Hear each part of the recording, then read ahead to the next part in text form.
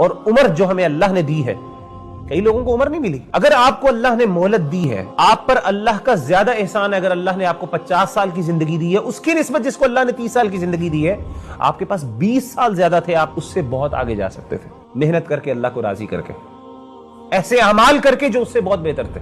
ایک ایک نعمت کے بارے میں، جس بندے کو اللہ نے انٹیلیجنس دی ہے، اس سے اس کی انٹیلیجنس کے بارے میں سوال ہوگا کہ تمہیں وہ میں نے انٹیلیجنس دی تھی جو اس کو نہیں دی تھی، تم بتاؤ اس کے ساتھ کیا کیا. اور دوسری چیز آپ صلی اللہ علیہ وسلم نے فرمایا کہ جن لوگوں کو اللہ نے جوانی کی عمر دی ہے، شباب کے بارے میں اسپیسیفکلی اللہ کے رسول صلی اللہ علیہ وسلم نے فرمایا کہ اللہ تعالیٰ سوال پوچھیں گے کہ تمہیں جوانی بھی دی تھی، تمہارے پاس وہ قوتیں تھیں، تمہارے پاس وہ طاقتیں تھیں. جب انسان نوجوان ہوتا ہے، انسان کے پاس وقت بھی ہوتا ہے اور انسان کے پاس ہمتیں بھی ہوتی ہیں، حوصلہ بھی ہوتا ہے، دنیا کو فیس کرنے کے لیے ایسپریشنز بھی بہت زیادہ ہوتی ہیں. اللہ کہتے ہیں یہ آسمان و زمین اے انسان تمہارے لیے بنائی ہے.